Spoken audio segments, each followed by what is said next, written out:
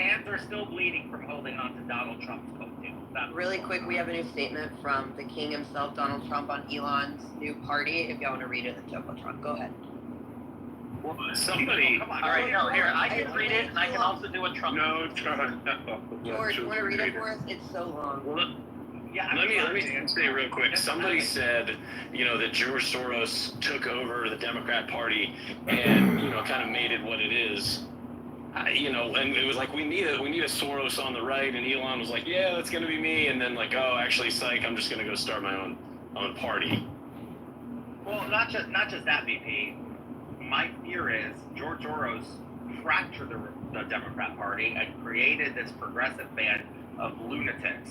The last thing I want is Elon and his technocracy to come in and try to fracture the GOP and create a bunch of technocrat zealots to be part of our party. George, they already exist, bro. Like, that's part of the problem. They already exist. They're barely there. Was like four of them? No, there's like thousands of them. Like, all the people that bought their way into MAGA. I'm talking elected. Oh, elected. No. I'm talking elected in Congress today. What are we, maybe 4 that you can turn around and say, yeah, sure, these guys are bought and paid for by Silicon Valley? That's about it. You don't have more than that. Okay, Steven, you want to read it for us? Sure. All right, here we go.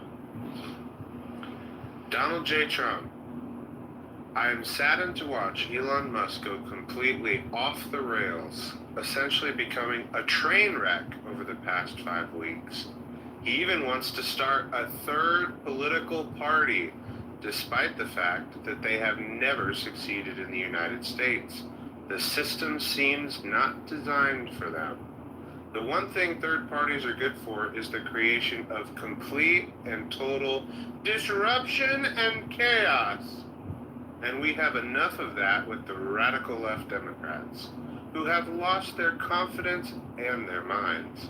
Republicans, on the other hand, are a smooth running machine that just passed the biggest bill of its kind in the history of our country. It is a great bill, but, unfortunately for Elon, it eliminates the ridiculous electric vehicle mandate, which would have forced everyone to buy an electric car in a short period of time. I have been strongly opposed to that from the very beginning. People are now allowed to buy whatever they want. Gasoline-powered, hybrids, which are doing very well, or new technologies as they come about. No more EV mandate. I have campaigned on this for 2 years, and quite honestly, when Elon gave me his total and unquestioned endorsement, I asked him whether or not he knew that I was going to terminate the EV mandate. It was in every speech I made and in every conversation I had. He said he had no problems with that. I was very surprised. Additionally, Elon asked that one of his close friends run NASA, and while I thought his friend was very good, I was surprised to learn that he was a blue-blooded Democrat who had never contributed to a Republican before. Elon probably was also.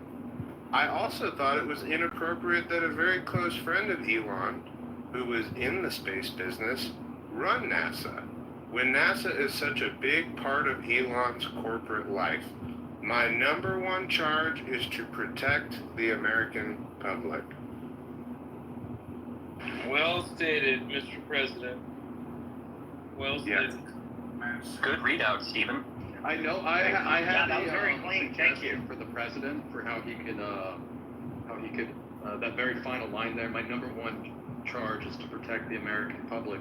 I do have a suggestion, and I don't want to sound redundant here. If we could just end the H-1B program and remove all these migrants from our country, that would be generosity to the public, to the American public. Thank you.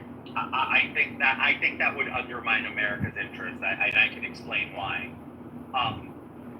Although I don't believe in the expansion of H-1B, I do believe it's vital for us to remain competitive, especially with the races, the quote, like literal arms races to AI that we are engaged with China. And here's why.